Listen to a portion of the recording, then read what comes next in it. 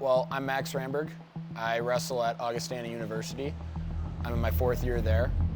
I just like wrestling. I do all 3 styles, folk style, freestyle, and Greco, and I try to wrestle as much as I can.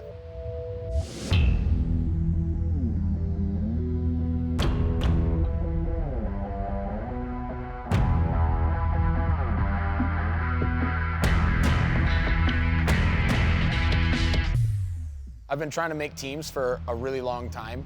I went to the U23 World Trials the first year they had it, and then 17s and 20s, and now 23. And it's awesome. Like you grow up and you have posters of world team members on your room, and then now I'm a age group world team member, and it feels pretty cool. What do you tell yourself when training gets tough or when the doubts creep in? Yeah, that's something I think everyone struggles with, and I'm definitely no exception. I like to have a lot of fun, and I try to make it fun. So usually whenever training is getting tough or when I feel like it's wearing on me, it's because I'm not having fun. I was just talking with Coach Herb, and I was talking about how I was wrestling a little tight and too concealed or too controlled, and we kind of came to the conclusion, all of us were like, hey, I just need to have more fun. So that's when I do my best wrestling, and that's when training doesn't really feel hard. You got to remind yourself that it is a game. Like at the end of the day, you got into it because you like it, and I still like it.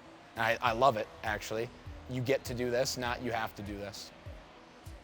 I have this saying, it says progress, not perfection. I think so much you get caught up in, oh, I got taken down this amount of times in practice, or I gave up this many points, and that's really just not it. And I think progress should be measured by how well those skills are feeling, not whether or not you're winning or losing with them.